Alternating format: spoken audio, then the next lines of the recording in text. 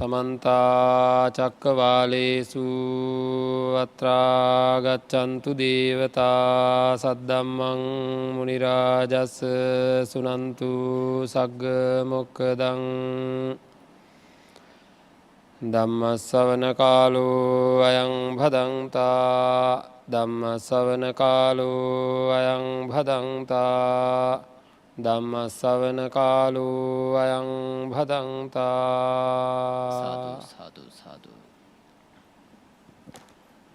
නමෝ තස් භගවතු අරහතු සම්මා සම්බුද්දස්ස නමෝ තස් භගවතු අරහතු සම්මා සම්බුද්දස්ස නමෝ තස් භගවතු අරහතු සම්මා සම්බුද්දස්ස සාදු සාදු සාදු ඉද කෝ පනේවෝ චුන්ද සල්ලේකෝ කරණීයෝ පරේ විහිංසකා භවිස්සන්ති මයා මෙත්ත අවිහිංසකා භවිස්සාමීති සල්ලේකෝ කරණීයෝ පරේ පානාතිපාති භවිස්සති මයා මෙත්ත පානාතිපාතා පටිවිරතා භවිස්සාමීති සල්ලේකෝ කරණීයෝති සදා බුද්ධ සම්පන්න පින්වත්නි සම්මා සම්බුදුරජාණන් වහන්සේ දේශනා කරපු ධර්මයට අනුව අපේ ජීවිත සකස් කර ගැනීමේ අදහසින් කටයුතු කරන මේ පින්වත් අය තමන්ගේ ජීවිතයට ධර්මය එකතු කර ගැනීමේ පරම අභිලාෂයෙන් තමයි ධර්මය ශ්‍රවණය කරන්නේ.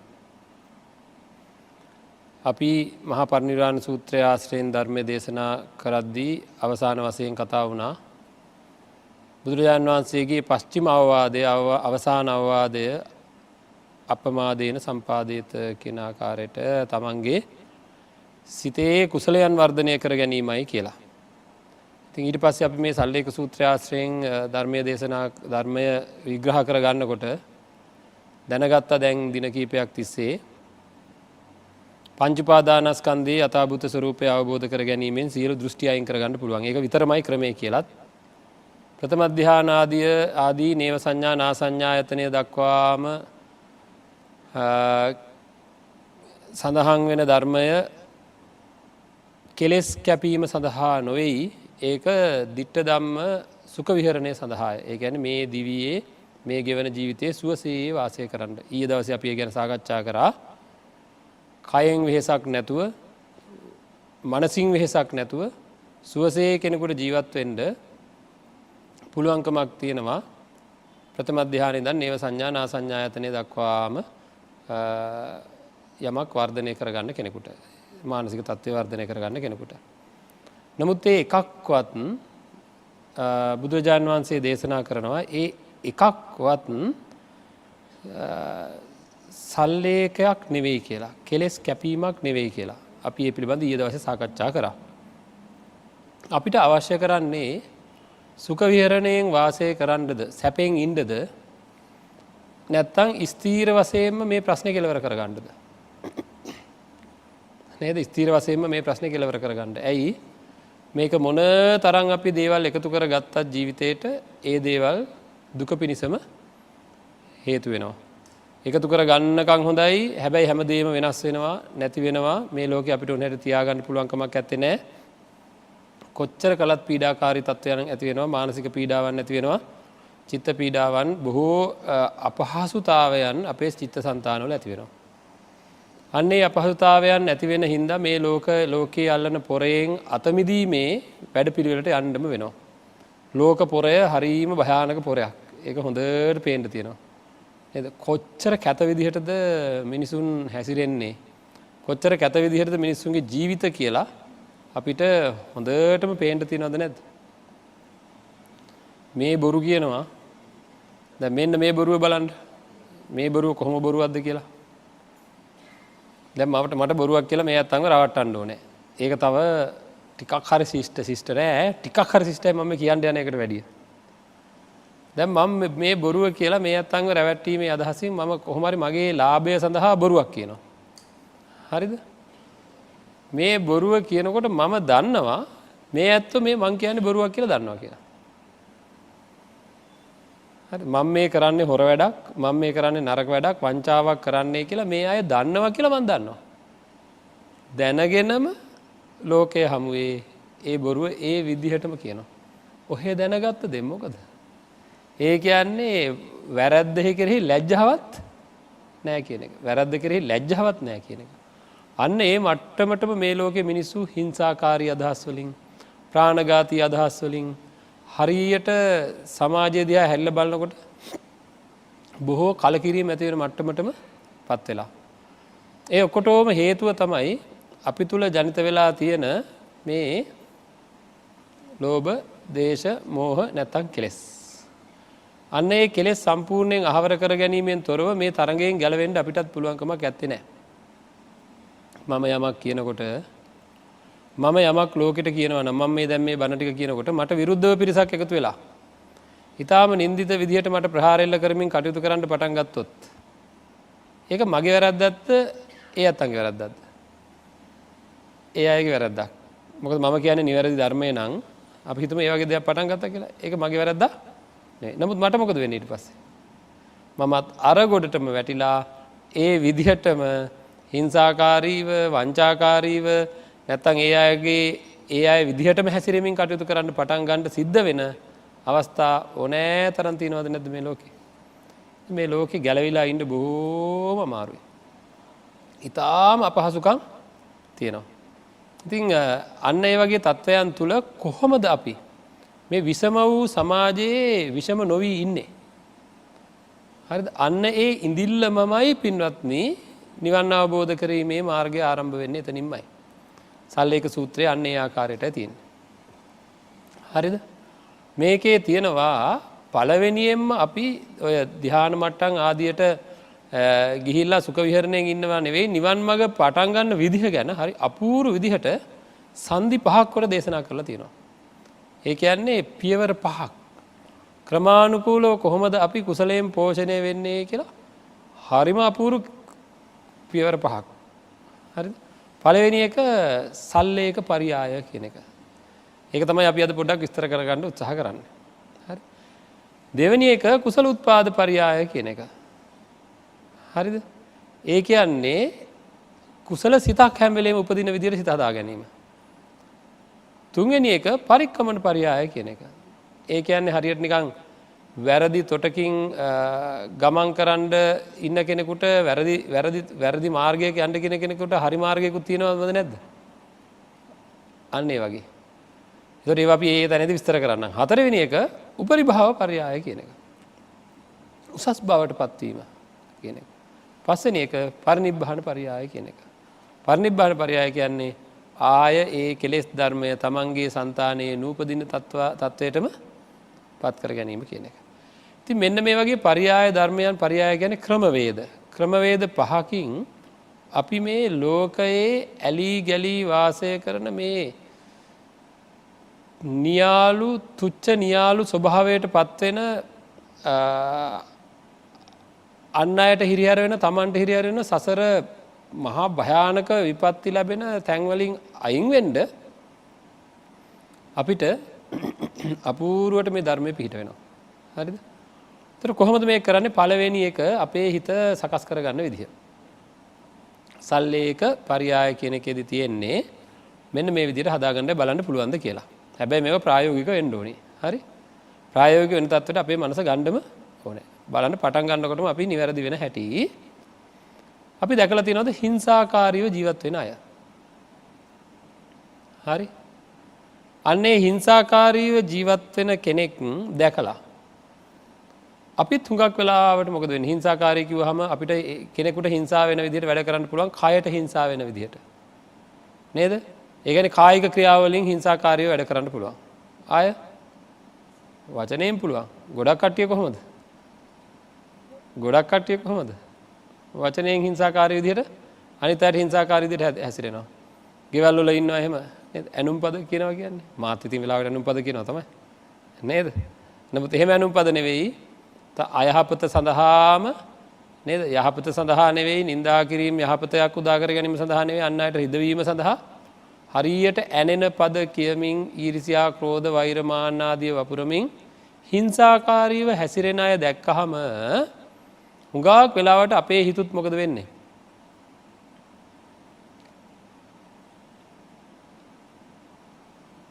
ගැහුවොත් ගහනවා බයිනොත් බයිනවා කියන තැන අපි හුඟක් වෙලාවට ඉන්නවා නේද?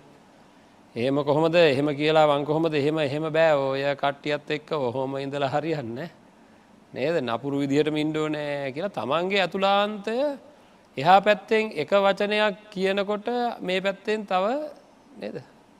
අපි නිකන් උදාහරණයක් කියන්නකො ටිකක් ඉතින් මම නරක වචනමනේ පාවිච්චි කරන්නේ නේද? කවුරු හරි කෙනෙකුට බැල්ලි කියලා බයිනවා. කියන්නකො එහෙම බයිනවා හදිස්සි. එහෙම ඉතින් බයිනකොට ඉතින් ඒ වගේ වචන පාවිච්චි කරන්නේ නේද? එතකොට අනිත් එක්කන කතා කරන්නේ කොහොමද සාමාන්‍යයෙන්? හරි විදිහෙන් නම් කතා කරන්න ඕනේ. මට බැල්ලි කියලා කියන්න තරම් මම මොනවද මට බල්ලා කියලා කියන තරම් මම මොන හරි බලු වැඩක් කරලා තියනවද කියන්න ඔයාලට මොන හරි වැරදීමක් ඇති. එහෙමනේ කතා කරලා බලන්න ඕනේ ඉස්සෙල්ලා නේද? හැබැයි කොහොමද ප්‍රතිචාරය? මට බැල්ලි කියන්න නැත්නම් මට බල්ලා කියන්න නුඹ කවුද බැල්ලි නේද? නුඹ කවුද බල්ලා කියලා අනිත් පැත්තට ඒ විදිහටම නේද? ඒ විදිහටම අනිත් පැත්තට යන ගතියක් තමයි තියෙන්නේ. අන්න ඒ தත්ත්වයට පත් නොවි ඉන්න අදිෂ්ඨානයක් ගන්න ඕනේ. හරිද? ඒක තමයි පළවෙනි ක්‍රමය. හරි මේක හරි ගැඹුරු සංකල්පයක්. තේරෙනවද මම මේ කියන්න හදනකොට මේක ගැඹුරක් තියෙනවා කියලා? ඒක මහා ඒකට බොහොම ලොකු ඉවසීමක් ඕන වෙනවා. හරිද? මේක බුදුරජාණන් වහන්සේ සඳහන් කරන්නේ පරේ විහිංසකා භවිස්සන්ති මයාමෙත්ත අවිහිංසකා භවිස්සාමීති කියලා සල්ලේක කරණීයෝ. පරේ විහිංසකා භවිස්සන්ති අන් අය හිංසාකාරී ලෙස හැසිරෙද්දී කොහොමද ඒ කෙලෙස් මං අයින් කරගන්නේ? අන්නයෝ සත්ව හිංසා කරන්නෝ වන්නාහ. අනිත් අය හිංසාකාරීව හැසිරිද්දී අපි වනාහි මෙහි හිංසා නොකර වාසය කරන්නෝ වෙමු කියලා මම කිසිම විදිහකින් අනිත් ඔක්කොමලා හිංසාකාරීව කටයුතු කරද්දී මම හිංසා නොකර වාසය කරනවා කියලා දැඩි අදිෂ්ඨානයෙන් කටයුතු කරන්න ඕනේ. හරිද? කොහොමද අමාරුද නැද්ද? අමාරුද නැද්ද? ඒ වැඩේ අමාරුයි. ඔන්න පටන් ගන්න විදිහ. දැන් මෙතන බලන්න අවිහිංසා සංකල්පය නෙවෙයි තියෙන්නේ. ඊළඟ පරයය තමයි අවිහිංසා සිතුවිල්ල. මෙතන තියෙන ඊට මෙහා තියෙන එකක්. අනිත් අය හිංසාකාරීව කටයුතු කරලා නොයෙකුත් ලාභ ප්‍රයෝජන ලබා ගන්න. නේද? මම මෙහෙම අහන්නම්. බැන්න කෙනාට බැන්නහම අපිට ඇති වෙන්නේ මොකද්ද හිතේ? කාට හරි බැනලා අපිට මොනවද හම්බෙන්නේ? හොඳට කල්පනා කරලා බලලා කියන්න බලන්න. අද හැන්දෑවේ මම මේ ටික කියන්නමයි ඉන්නේ මට කියනකන් නිවනක් නැහැ. මට ওই ටික කියලා බයිනකන් නිවනක් නැහැ. එහෙනම් මං ඉන්නේ රත් වෙවි. එහෙනම් බැන්නට පස්සේ මං කොහොමද? බැන්නට පස්සේ මං සන්තෝෂෙන් ඉන්නේ. හොඳට කිව්වා දැන් හරි. එහෙමයි. එහෙනම් මං අනිත් අයට බයින්නේ මොකටද? සතුටු වෙන්න. අනිත් අයට ගහන්නේ මොකටද? සතුටු වෙන්න. නේද? ගෙදරට ආව පත් අය මරන්නේ මොකටද? සතුටු වෙන්න. ඇයි? දැන් භීෂණය ඉවරයි. නේද? සතා මරලා දැම්මා භීෂණය ඉවරයි සතුටු වෙන්න. සතුටුයි යාට. එයාගේ කොටස රැකගත්තා කියලා. මේ ලෝකයේ අල්ලගත්ත කොටස අපි හපාගෙන ඉන්නේ කෑල්ලා. හරිද? කට්ටිය හපාගෙන ඉන්නේ. හරි අහුවෙච්ච හරිය හපාගෙන දරුවෝ හපාගෙන, ගෙවල් හපාගෙන, වාහන හපාගෙන එක එක ඒවා නේද? තදින් හපාගෙන ඉන්නේ. ආන්ගේ හැපිච්ච කෑල්ල, හපාගත්ත කෑල්ල පරිසම් කරගත්තා කියලා සතුටුයි ඔය. ඔක්කොම කපටි මගඩි වැඩ ඔක්කොම කරන්නේ හපාගත්ත කෑල්ල ආරක්ෂා කරගන්න. හවුද නැද්ද? නේද? ඒක එහෙමම තමයි. අන්න ඒක හින්දා බොහෝ වැරදි කරනවා අපි අතේ. මේ විදිහට සල්ලේක කරනකොට මේ විදිහට කෙලෙස් අයින් වෙන විදිහට තමන්ගේ අදිෂ්ඨානයක් ඇති කර ගන්නකොට අපේ පින්වත්නි අපිට බොහෝ දේවල් අතහරින්න වෙනවා. හරිද? එතකොට පළවෙනි කාරණාව අන් අය හිංසාකාරීව හැසිරෙද්දී මම හිංසාකාරී වෙන්නේ නැහැ කියලා ශාන්තව වාසය කරන අදිෂ්ඨානයේ යුතුව කෙලෙස් වලට ඉඩ දෙන්නේ නැතුව තමන් ශාන්ත වෙන්න ඕනේ. බලන්න ප්‍රායෝගිකව කරන්න. කොහොම හරි කරන්න. හරිද? ඊළඟට ඒක විතරක් නෙවෙයි. අනිත් අය ප්‍රාණඝාතය ඇතිව වාසය කරන්න වෙලා තියෙනවා.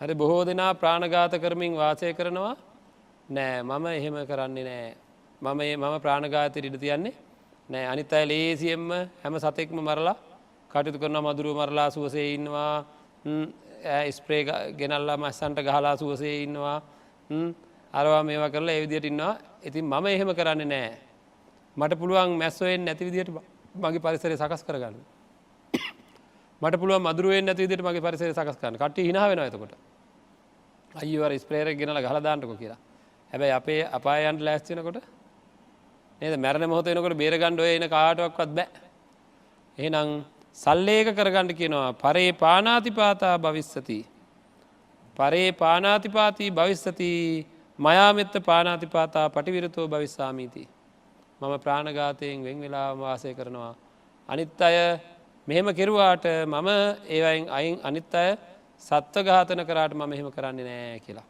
දැන් ඔන්න ඊළඟට එනවා හොඳම එකක් මිනිස්සු මේ ලෝකේ හොරකම් කරන්නේ ඇයි හොරකම් කරන්නේ ඇයි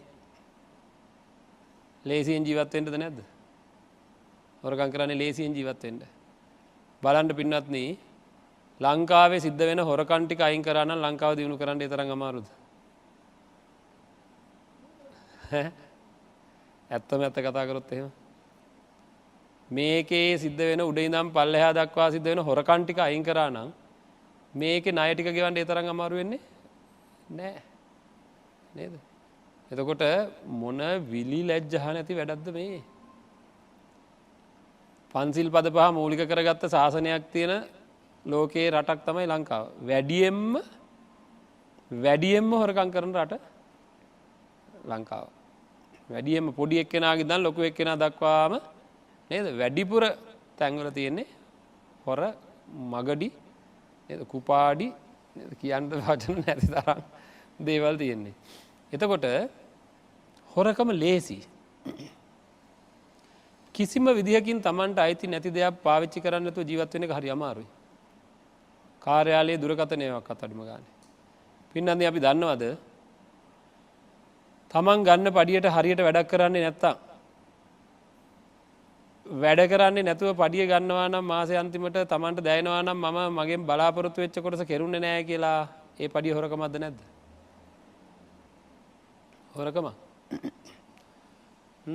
අවසරයක් නැතුව Tamanට අදාළ නොවන දේක් පාවිච්චි කිරීමත් හොරකමක් රාජකාරී කටයුතු වලට දීලා තියෙන දුරකථනයක් තියෙනවා නම් ඒකෙන් පෞද්ගලික දේවල් කතා කරන්න අවස්ථාවක් තියෙන අය ඉන්නවා පුළුවන් ආවකට මෙච්චර කාලයක් තියෙනවා ඒක ඕන එකක් කමක් නැහැ කියලා එහෙමනම් ප්‍රශ්නයක් නැහැ මේකම නම් ඒකේ පැය ගාණක් එල්බගෙන නොයෙකුත් වෙන දේවල් සාකච්ඡා කිරීම ඇයිද ඒක පුළුවන් තමන්ගේ පෞද්ගලික දුරකථනයෙන් කතා කරන්න ඇයි අරගෙන කතා කරන්නේ නේද පෞද්ගලික දුරකථනයක් තියෙද්දී රජයේ දුරකථනයෙන් කෙනෙක් කියයි ඔච්චර අන්තයට යන්න බෑනේ හාමුදුරනේ කියලා බැයි නම් ඔහොම ඉන්න අපි යන්න කියන්නේ නිවන් දකින්න ඕන නම් ඒ තරම්ම පිරිසිදු වෙන්න ඕනේ හරිද අවශ්‍යතාවයේ නිවන් දකින්න නම් විතරක් කෙලෙස් අයින් කරන්න නම් අවශ්‍යතාවයේ ඒ තරම්ම පිරිසිදු වෙන්න වෙනවා හරිද ඒකින්ද එහෙම අන්තයට යන්න ඒක අන්තයක් කියලා කවුරු හරි කියනවා නම් හිතෙනවා නම් යන්න එපා හොරකම් කර ඉන්න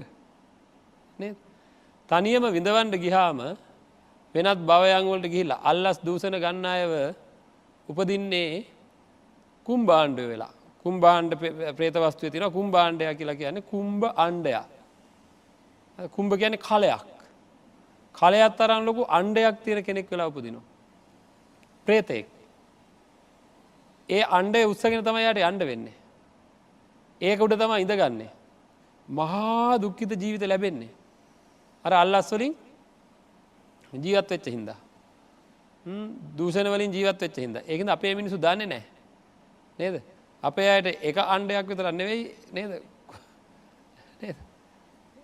කොච්චරනම් දුක් විඳින්න වෙයිද මේ කරන සමහර දේවල් හින්දා ඉතින් ඒ භයානකකම දන්නේ නැති ඇත්තෝ මේ ලෝකේ ජීවත් වෙනකොට හොඳට තලා පෙලාගෙන පොඩි කරගෙන අනිත් අය විනාශ කරගෙන ජීවත් වෙනවා ඉතින් ඒ ජීවිත හරි පහසුයි එතකොට ඒ කටට බොහෝ භවෝග සම්පත් ලැබිලා බොහොම සැපසේ හොරකම් කරලා ජීවත් වෙනවා ඒක දැක්කම පින්නත් අපිට තියෙන එකම ප්‍රශ්නේ ඒකයි අනුන් හොරකම් කරනවා දැක්කහම තමන්ට අවස්ථාවක් ලැබෙනකොට මොකද හිතෙන්නේ?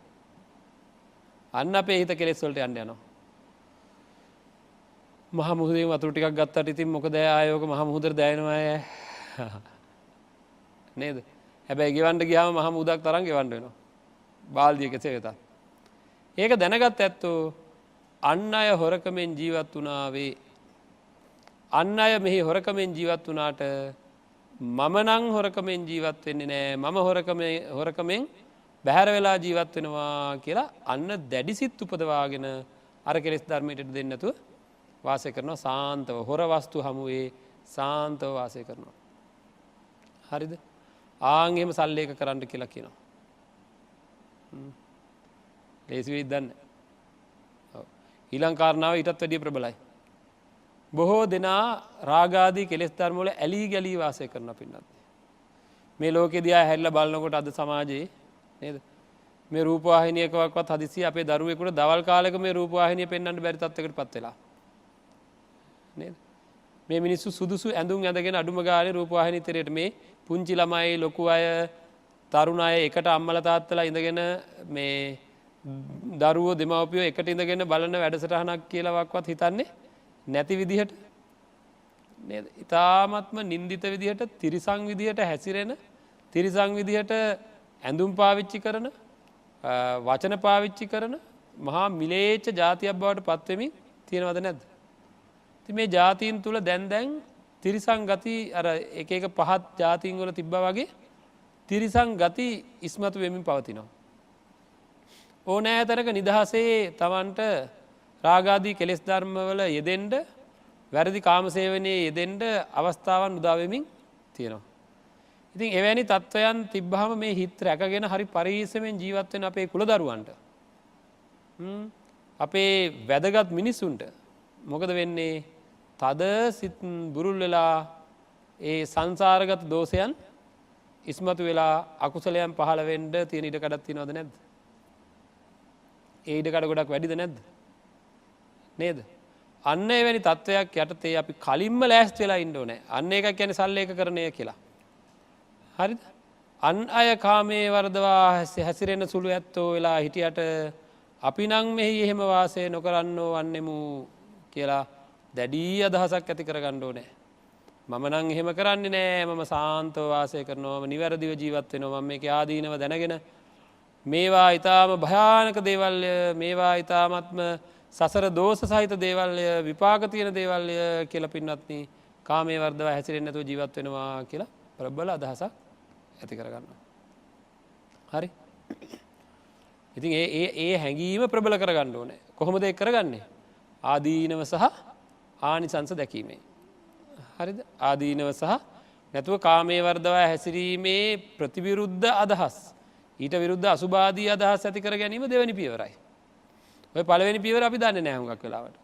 මම සාන්තව වාසය කරනවා කියන අදහසකුයි මේ ඇති කරගන්නේ. කුසල උත්පාද පරියාය නෙවෙයි මේකට කියනවා සල්ලේක පරියාය. සල්ලේක පරියාය කියලා.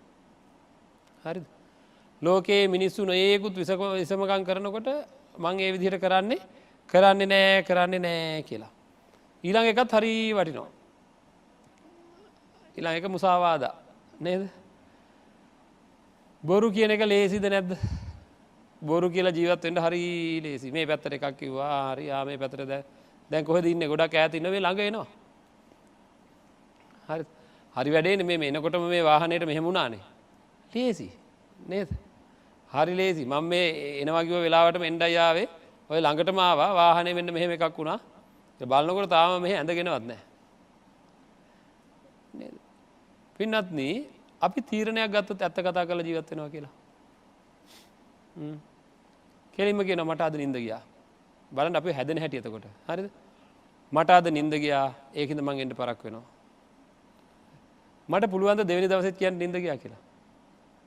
නමුත් මගේ තීරණය මං ඇත්ත කතා කරලා ජීවත් වෙනවා කියලා. එහෙනම් මං ඊළඟ දවසේ අනිවාර්යෙන් නැගිටිනවද නැද්ද? මාව හැදෙනවා පින්වත්නි.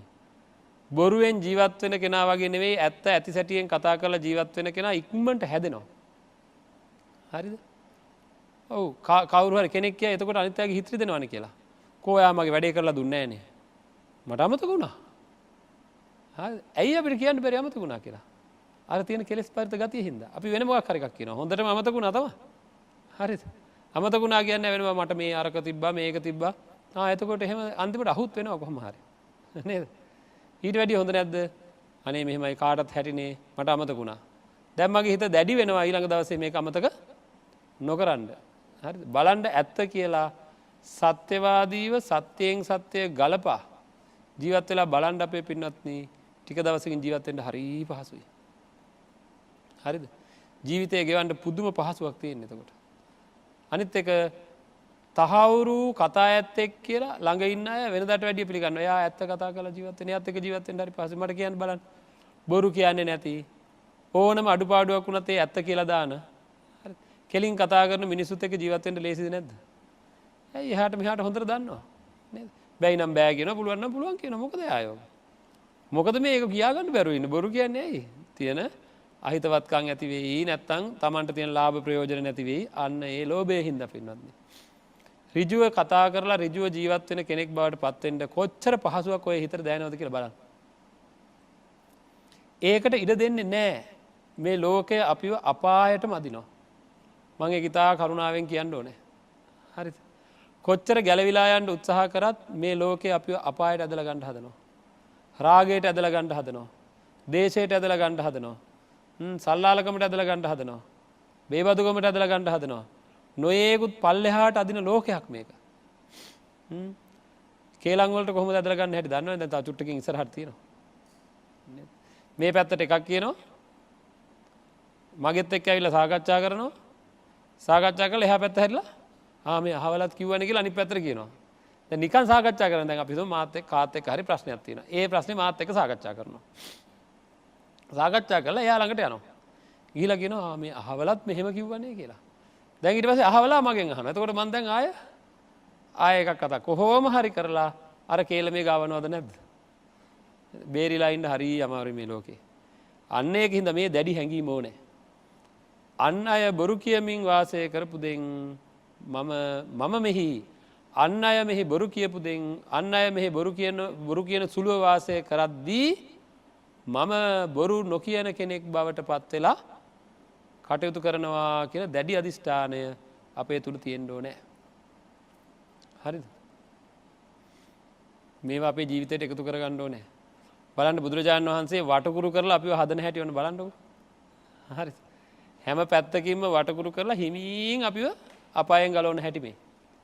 හරි ක්‍රමානුකූලව. කෙනෙක් හිතයි මේවා හරි මේ පොඩි දේවල් කියලා.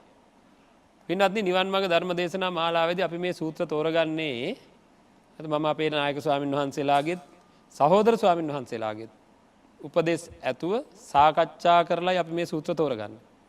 හරිද? මොකද අපේ ජීවිතේට ප්‍රායෝගිකව කළ හැකි දෙයක් කතා කරන්න ඕනේ. එතකොට නිවන් දකින්න මග අරඹන්න සල්ලේක සූත්‍රයේදී මෙන්න මේ විදිහට තියෙන්නේ. කෙනෙකුට හිතේ මේක හරි සරලයි. මේවා නෙවෙයි කතා කරන්න ඕන අපේ හාමුදුරනේ පංච උපාදානස්කන්ධයේ අනිත්‍ය ගැන. හරි ඉතින් පෙරේද කතා කරේ? නේද? ගැඹුරෙන් කතා කරේ අපි. එහෙනම් එතෙන්ට යණ්ඩයි මේ වැඩපිළිවෙල. එතෙන්ට යණ්ඩයි මේ වැඩපිළිවෙල. එහෙනම් අපි හොඳට කල්පනා කරගන්න ඕනේ මම මගේ හිත ගලවන්න ඕනේ. හරි මම මගේ හිත මේ කෙලෙස් වලින් අයින් කරගන්න ඕනේ. ඒකින්ද මේ බොරුවත් එක්ක ජීවත් වෙන එක මම තීරණයක් ගන්නවා. මගේ දැන් වයස මෙච්චරයි. අන්න එහෙම තීරණයක් ගන්න. හරි දැන් අලුත් අවුරුද්දක් ඇවිල්ලා තියෙන 2018 නේ මේ. නේද? එතකොට ඇවිල්ලා දින කීපයයිනේ දැන්. දැන් තීරණයක් ගන්න මම මේ වසරේ බොරුව නැතුව ජීවත් වෙලා බලනවා. මම කොච්චර කාලයක් පොඩි බොරුවක්වත් කියන්නේ නැතුව ජීවත් වෙලා බලනවා මේ හාමුදුරුවොත් මෙහෙම කිව්වා.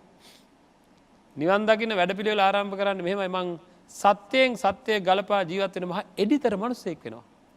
නැති වෙන දෙයක් මට නැති වුණ දෙයක්. ඊට වඩා මට මගේ ආත්ම ලාභය වටිනවා. මගේ ජීවිතයට මගේ සසර ජීවිතයට සුවදායක තත්වයකට පත් කරගන්න ඇයි පින්නත්නි හොරකම් කරන්නේ නැතුව ජීවත් වෙන කෙනාට මහන්සියෙන් හම්බ කරන්න වෙනවා. නේද? හොරකම් කරන කෙනා කුසීතයෙක් බවට පත් වෙනවා. හොරෙක් බවට පත් වෙනවා. එයා කම්මැලියෙක් බවට පත් වෙනවා. ලේසිනේ වැඩේ. නේද? ඒකින්ද අපි නිවැරදි වෙනවා. නිවැරදි සිතුවිල්ල උපදවා ගත්තාම Taman නිවැරදි වෙනවා. ඒකින්ද මම බොරු කියන්නේ නැතුව කටයුතු කරනවාය කියලා අන් අය බොරු කියපු දෙන් අන් අය පරේ මුසාවාදී භවිස්සති මයාමත්ත මුසාවාදා පටිවිරතා භවිස්සාමීති. අනිත් අය බොරු කියන අය වන්නෝය මම අපි වන්නාහු මෙහි බොරු කියන්න නැතුව වාසය කරන බොරු කියන්න නැතුව මං ජීවත් වෙන බොරු කියන්න නැතුව ජීවත් වෙනවා කියලා ඒ අදිෂ්ඨානය ශක්තියෙන් බොරුවෙන් වැළකීලා ඉඳීමයි පළවෙනි ක්‍රමවේදය. ඊළඟට පිසුනා වාචා කියන්නේ කේලම් නේද? කේලම් කියන එකේදී ඕක අපි අප්‍රකටවම මේ වැඩේ කරලා දානවා.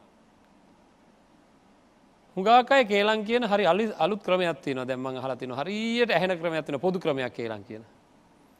ඒ කියන්නේ දැනගෙනම කියන්නේ ඒක හරිම භයානක ක්‍රමයක්. ඒ කට්ටිය කේලම කියන්නේ ඉස්සලා කියනවා ඒක. මම මේ කේලමකට එහෙම කියනවා නෙවෙයි. මම මේ කේලමකට එහෙම කියනවා නෙවෙයි කියලා කේලමම කියනවා. නේද? හැම වෙලේම බලන්න මම කියන වචනේ හින්දා තව කෙනෙක්ගෙන් බිඳිනවද කියලා. හරිද? මේ බිඳීම කියන එක හරි අපරාධයක්. හරිද? අපි පින්වත්නි අපි මේ ලෝකේ ජීවත් වෙනකොට දෙන්නෙක් අතර විශ්වාසවන්ත දෙන්නෙක් අතර බිඳීමක් ඇති වුණාම ඒ කට්ටිය හරියට විඳවනවා. ඒක බිඳිච්ච හින්දා වැරදි අවබෝධ ඇති වෙච්ච හින්දා වේදනාව විඳලා තියෙනවද නැද්ද? අපි බොහෝම විශ්වාසයෙන් ඉන්න අය නේද? බලාපොරොත්තුවෙන් ඉන්න අය ඉන්නවනේ නේද? මම මේ විදිහට මගෙත් එක්ක ජීවත් වෙයි කියලා.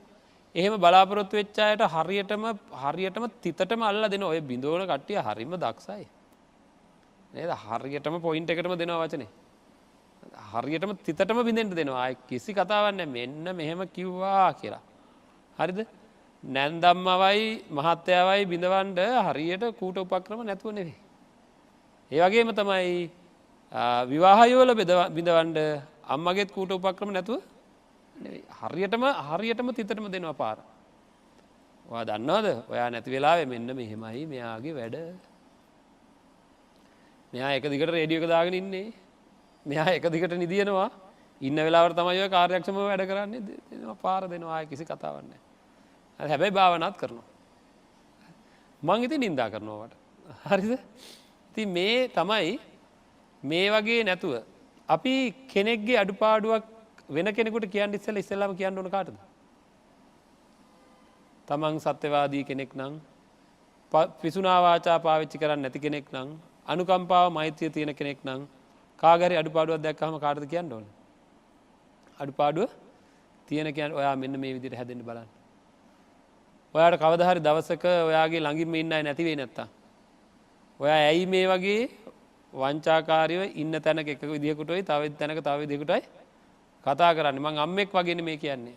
මං දුවෙක් වගේනේ මේ කියන්නේ කියලා ඇයි අපිට කෙලින් කතා කරන්න බැරි? ඇයි අපිට කරුණාවෙන් කතා කරන්න බැරි? නේද? ඇයි අපි වෙන කෙනෙකුට කියලා තව කෙනෙක් හදවන්න යන්නේ? ඒක යටින් තියෙන්නේ වෙන මොකක්වත් නෙවෙයි. අන් අයව බිඳීමේ අදහසද නැද්ද?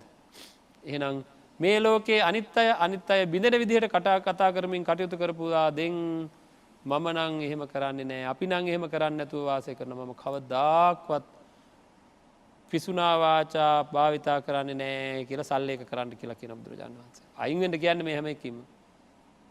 හරිද? ඒ අදිෂ්ඨාන ශක්තියෙන් අයින් වෙන්න කියලා කියන්නේ ඉස්සෙල්ලාම කරන්නේ අන්න ඒ විදිහට ගැලවෙන එක. හරිද? හරියට නිකන් මඩ ගොහරුවක ඉන්න කෙනෙක් මඩ ගොහර උඩින් ගෑවෙන්නේ නැතුව යන්න හදනවා වාගේ උත්සාහයක් මේක. මඩ ගා ගන්න නැතුව මඩ ගොඩෙන් අයින් වීම. පුච්ච ගන්න නැතුව ගින්දරෙන් වැඩ ගැනීම. හරි ගින්දරත් එක්ක ඉන්න පුච්ච ගන්න නැහැ. හරිද? ගිලෙන්නේ නැතුව වතුරෙන් වැඩ ගැනීම. ඒ වගේ මේ ලෝකේ ඇලි ගලි වැටෙන්නේ නැතුව හිමින් සැරේ මේ ලෝකෙන් බැහැර වෙලා සාන්තව වාසය කරන්න කියලා මේ කියන්නේ පිසුනා වාචා. ඊළඟට පරේ පරුසා වාචා භවිස්සති මයා මෙත්ත පරුසා වාචාය පටිවිරතා භවිස්සාමීති. ඔන්න අනිත් එක. මේකට නම් අපූරු කාටුන් එකක් වගේ කතාවක් තියෙනවා මගේ හිතේ. ඒවා හොඳයි ඒ වගේව තියෙන එක. ඒ වගේ එකක් තියාගත්තම අපිට ලේසි. මෙහෙම මතක තියාගන්න කමන්නේ. අපිත් පාවිච්චි කරන ක්‍රමවේදනේ නේද? බල්ලේ බුරාගෙන එනවා මං යද්දි. හරිද? මං දැන් මෙහෙම ඉන්නකොට බල්ලා බුරාගෙන ආවා. මගේ කිට්ටුවට ඇවිල්ලා බල්ලා නැවතුණා. දැන් මම මොකද කරන්නේ? මම අනිත් පැත්තට දැන් මොකද කරන්නේ? බුරාගෙන යනවා. ඌ අරහෙට දුවනවා. හරිද? හරි. ඊට පස්සේ ආයෙ බල්ලා මොකද කරන්නේ? මම මේ පැත්තට දුවන බල්ලා මේ පැත්තට පුරාගෙන යනවා. ඊට පස්සේ චුට්ටකින් මම බව ගාලා පුරාගෙන යනවා. ඔන්නෝම ලක්ෂණයක් අපි ළඟ තියෙනවා කියලා දන්නවද? හොඳට හිතන්න. කවුරු හරි මට පරුස වචනයක් කියපු ගමන් මම මොකද කරන්නේ? කවුරු හරි මට පරුස වචනයක් කියපු ගමන් මම මොකද කරන්නේ? අනිත් පැත්තට පරුස වචනයක් කියනවා නම් කවුරු වගේද? එහා පැත්තෙන් බව ගාලා පරුස වචන ගොඩාක් කියන පොකුරක් කියනවා. හරිද? ඒක ඉවර වෙනකොට මේ පැත්තෙන් මොකද? ඒ වගේම බව කියලා පරුස වචන නේද? පොකුරක් කියනවා. ඊට පස්සේ එහා පැත්තෙන් පරුස වචන පොකුරක් කියනවා. මේ පැත්තෙන් කියනවා. කවුරු වගේද හරියන්නේ? මං අර කිව්ව කාටුන් එක වගේද නැද්ද? බලන්නේ කාටුන් චරිත රඟපානවද කියලා සමාජයේදී මම නේද? ආන් එහෙම නොවෙන්න ඕනේ. මේ ලෝකයේ මිනිස්සු තමන්ගේ ලාභය සඳහා කෙලෙස් ක්‍රියාත්මක කිරීම සඳහා ඇලී ගලී වාසය කිරීම සඳහා පරුස වචන පාවිච්චි කරනවා. මේ ලෝකයේ මිනිස්සු පරුස වචන පාවිච්චි කරද්දී මම නම් එසේ නොකරන සුළු කෙනෙක් වන්නාහ කියලා අධිෂ්ඨාන ශක්තියෙන් ඒක නවත්ත ගන්න කියලා කියනවා. දැන් එහෙනම් අද ඉඳන් කරන්න වැඩ තියෙනවා. හොඳයි මේ අවුරුද්ද ඉස්සෙල්ලාම හම්බ වෙන පාඩම නේද? එහෙනම් ආය පරුස වචන කියද්දී පරුස වචන මේ තමයි සාන්ත වෙන ක්‍රමය. මේ ක්‍රමයට ගියොත් අනිවාර්යයෙන්ම සමාධිය වැඩෙනවා. හරිද? මේක තුල ලොකු ඉවසීමක් හදාගන්න වෙනවා මේ විදිහට ජීවත් වෙන්න.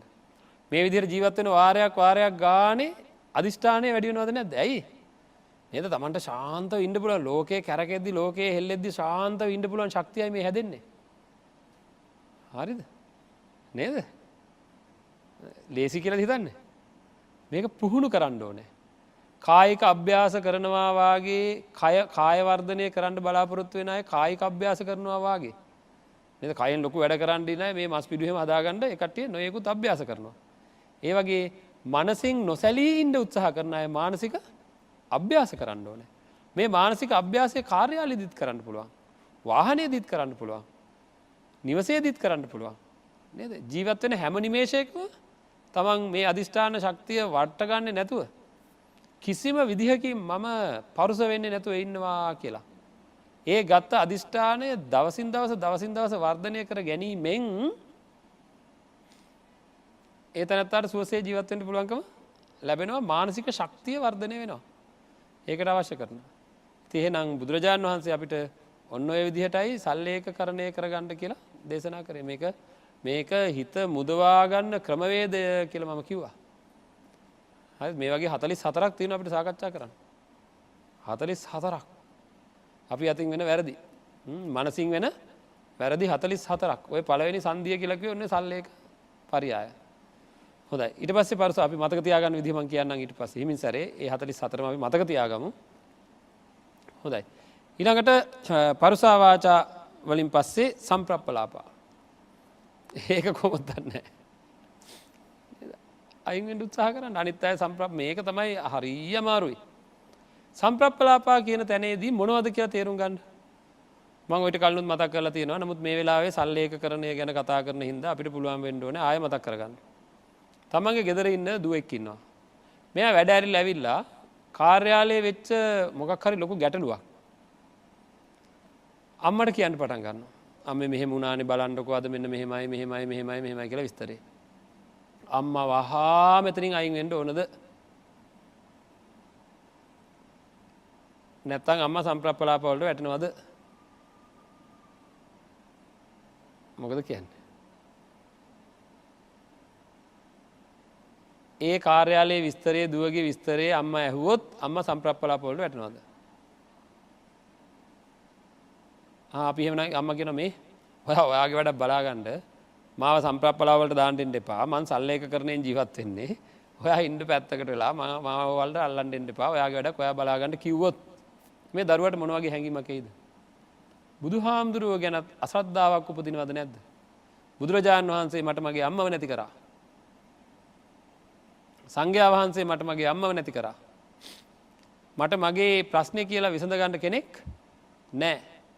ඒකද ධර්මයේ එච්චර කුහකද මේ ධර්මය කියලා අර දරුවාට තියෙන ශ්‍රද්ධාව නැති වෙන්න තිනේට කඩ තියෙනවද නැද්ද? නේද? එහෙමද වෙන්න ඕනේ. නෑ එතෙන්දී අපි බලන්න ඕනේ මොකද්ද? සිද්ධිය දිහා නෙවෙයි චේතනාව දිහායි බලන්න ඕනේ. අම්මා මේ දරුවාගේ ප්‍රශ්නය අහන්න ඕනේ. අහන්න ඕන කුමන චේතනාවකින්ද? මේක අහලා එයාට ධර්මානුකූලව සිත සකස් කර ගැනීමේ මාර්ගයක් කියලා දෙන්න ඕනේ. එයාගේ හිත සකස් කරන්න ඕනේ. එයාට නිවැරදිව ජීවත් වෙන්න කියලා දෙන්න ඕනේ. ඒ ප්‍රශ්නවලදී නොසැලී ඉන්න විදිය කියලා දෙන්න නම් මම මේ ප්‍රශ්නේ අහන්න ඕනේ කියන චේතනාවෙන් අම්මා මේ ප්‍රශ්නේ අහලා ආදරෙන් සලකන්න ඕනේ. හැබැයි මේ අම්මා මේ ප්‍රශ්නේ අහන්නේ මෙහෙම නෝ. කියන්නකො බලන්න කියලා අර විස්තර දැනගැනීමේ නිකන් අර ඕපදූපය හැවීමේ රසවින්දනය කිරීමේ අදහසින් නම් අම්මා ඕපදූපයට වැටෙනවා. හරිද? එහෙනම් මොකක්ද එතන බලන්න ඕන? කාත් එක්ක හරි කතා කරනවා නම් මොකක්ද බලන්න ඕන? මම දැන් හැමෝටම කියනවා සම්ප්‍රප්පලාප කතා කරන්න එපා කියලා. කවුරු හරි එනවා මාව හම්බෙන්න විහාරස්ථානෙට. ආපු ගමන් මේ ළමෙක් තරුණ ළමෙක් ආවා කියන්නකො. ආපු ගමන් මං එයා දිහා බලලා ඒකායනෝ අයම් භික්කවේ මග්ගෝ සත්තානං විසුද්ධියා ශෝක පරිද්දවානං සමතික්කමය කියලා සතිපට්ඨානෙ දේශනා කරන්න ගත්තොත් මේ ළමයා ආවට වැඩි වේගෙන් යනවද නැද්ද? එහෙනම් මොකද කරන්න ඕන? නේද? ඉස්සෙල්ලා ගම කොහෙද? ගෙවල් දොරවල් කොහොමද? ඒ වගේ කොහොමද තොරතුරු කියලා විස්තර අහන්න ඕනේ. මොනවද කරන රැකියාව ජීවිතේ තොරතුරු මොනවද කියලා. ඔන්න ඔය ටික අහා ඉන්නකොට කවුරු හරි ළඟින් කෙනෙක් යනවා. ආන් කෙනෙක් හිතා යන්න අර අපිට උපදුප අහන්න එපා කෝ අන්න අර ළමයාගේ උපදුප ටික ඔක්කොම අහනවා කියලා. නෑ චේතනාවයි එතන වටින්නේ නේද? මගේ ළඟ තියෙන්න ඕනේ චේතනාව මොකද්ද? ඉස්සෙල්ලා මම මේ දරුවත් එක්ක හිතවත් වෙන්න ඕනේ. හොඳින් හිතවත් වෙලා ඊට පස්සේ නේද? ඊට පස්සේ අපි ඒ අවශ්‍ය කරන ධර්මය සාකච්ඡා කරන්න ඕනේ. ඉතින් ඒක එතකොට ඕපදූපයට වැටෙන්නේ නැහැ. ඒකින්ද ඕපදූප කියන්නේ මොනවද?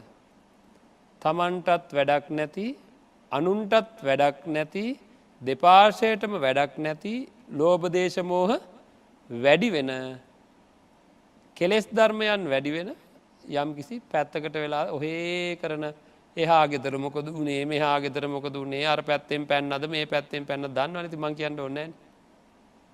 පවුල් වල විස්තර හොය රස විඳීම. අනුන්ගේ විස්තර හොය රස විඳීම. හරිද? ආන් ඒවා නවත්වා දාන්න ඕනේ. එකතු වෙනවා, ඉඳ ගන්නවා, ඉතින් ටක ගිරවුත් කෑ ගහනවා. නේද? ගිරවුත් එකතු වෙන තැනක කිචි පිචි ගාලා කෑ ගහනවා. රිලවුත් එකතු වෙන තැන්වල කෑ ගහනවා. නේද? කොහොමද සත්තු එකතු වෙන තැන්වල හරියට එහෙම කියලා නවත්තන්නම්. නේද? කොහොමත් සත්තු එකතු වෙන තැන්වල හරියට සද්දේ නේද? එහෙම හොඳ නැද්ද? එහෙම කියලා නවත්තන එක. කොහොමත් සත්තු එකතු වෙන තැන්වල හරියට සද්දේ නේද? එහෙම බලන්න ඒ මොකද උද්දාමයටපත් වෙනවා. බල්ලෝ ටිකක් එකතු වුණාම උද්දාමයටපත් වෙනවා එතන. ඉතින් කෑ ගහ ගන්නවා. හරියට සද්ද බද්ද. මේ ලෝකේ තියෙන දේවල්ෙන් උද්දාමයටපත් වෙලා රූප ශබ්ද ගන්ධ රස ස්පර්ශ ගැන කියව දඟලන ගතියෙන් අපි අයින් වෙන්න ඕනේ. දැක්ක දේවල් අහපු දේවල් විඳපු දේවල් කියන්නේ එක්කෙනෙක් එක කතාවක් කියලා ඉවර කරනකන් අනිත් දෙන්නේ බලන් ඉන්නවා එයාගේ කතාව ලෑස්ති කරගෙන. ඔය වටමේස කතාව දන්නවනේ කොහොමද කියලා නේද? එක්කෙනෙක් එකක් කියනකොට දෙන්නේ කට උල් කරගෙන ඉන්නේ. පොඩගෙන මං කියලා ඉන්නම් ඉස්සෙල්ලා කියලා ඊළඟට පටන් ගන්නවා. හරිද? ඊළඟ එක්කෙනා පටන් බලාගෙන ඉන්න ඊළඟ කතාව පටන් ගන්නවා. ඒ කියන්නේ තමන්ගේ අත්දැකීම. හරි තමන් ලැබිච්ච දේ. මේවා ප්‍රයෝජන සඳහා නෙවෙයි. කෙලෙස් වැඩි කර ගැනීම සඳහා. ඉතින් ඒකද දැන් ඇති. දැන් අවුරුදු කීයක් මේක කරාද? අන් අය මෙහෙම කතා කරපු දෙයින් අපි නම් මෙහෙම මම නම් මේ විදිහට කටයුතු කරන්නේ නැහැ කියලා ඒවයින් අයින් වෙන්න ඕනේ. ඒ අදිෂ්ඨාණයෙන් අයින් වෙන්න ඕනේ. ආන් ඒක තමයි පළවෙනි පරියාය ධර්මය. ඒකින්ද කාරණා 44ම කොහොමද කතා කරමු නේද? 44ම කොච්චර වටිනවද කියලා අපිට තේරෙයි. සාකච්ඡා කරද්දී ඒකින්ද අද දවසට අපිට කතා කරන්න පුළුවන් වෙන්නේ මෙච්චරයි. ඉතින් මේ ටික අපේ ජීවිතයට එකතු කරගන්න සම්ප්‍රප්පලාපා දක්වා කතා කරා. පාණාතිපාතා ඉඳන් සම්ප්‍රප්පලාපා දක්වා කතා කරා. හැබැයි ඉස්සෙල්ලාම කතා කරා අවිහිංසාව ගැන. හරිද? එතකොට 8ක් කතා කරා. එතකොට ඔන්න මතක තියාගන්න ලේසි. පාණාතිපාතා වේරමණී අදින්නා දාන කාමීසු මිච්ඡාචාරා මුසාවාදා පිසුනා වාචා පරුසා වාචා සම්ප්‍රප්පලාපා කියන ටිකෙන් අයින් වෙනවා කියලා අදිෂ්ඨාන ගන්න කිව්වා. පළවෙනියෙන්ම තිබ්බා අවිහිංසාව ගැන. එතකොට 8ක් කතා කරා. ඉතින් මේ විදිහට මේවා මතක තියාගෙන දැඩි අදිෂ්ඨාන ශක්තියකින් නිවන් දකීමේ වැඩපිළිවෙල ආරම්භ කරන්න ඕනේ. ඒ සඳහා මමත් පිළිපන් කෙනෙක් බවට පත් වෙනවා කියන අදිෂ්ඨානේ ප්‍රාර්ථනාව ඇති කරගන්න. නිවසේ ඉඳලා ධර්මයේ ශ්‍රවණය කරපු මේ හැම දිනාටම මේ ධර්මයේ ශ්‍රවණය කරන්නට අවශ්‍ය කරන ධර්මදායකත්වය ලබා දුන්නේ මේ මැදිරියේ වාසය කරන පින්වන්ත පිරිසයි. ඉතින් මේ අය වෙනුවෙන් අපි ප්‍රාර්ථනා කරමු, අධිෂ්ඨාන කරමු. ඔබ අප හැම දෙනාම තුළ ජනිතුනා වූ සියලුම පුණ්‍ය ශක්තිය මේ පින්වන්ත පිරිසට හේතු වෙලා උතුම් ධර්ම අවබෝධය සඳහාම මේ සියලු පින්කම හේතු වේවා කියලා ප්‍රාර්ථනා කරමු. ආකාසට්ටා චුම්මට්ටා දේවා නාග මහිද්దికා පුඤ්ඤන්තං අනුමෝදිත්වා චිරං රක්ඛන්තු ශාසනං චිරං රක්ඛන්තු දේශනං චිරං රක්ඛන්තු මං පරන්ති.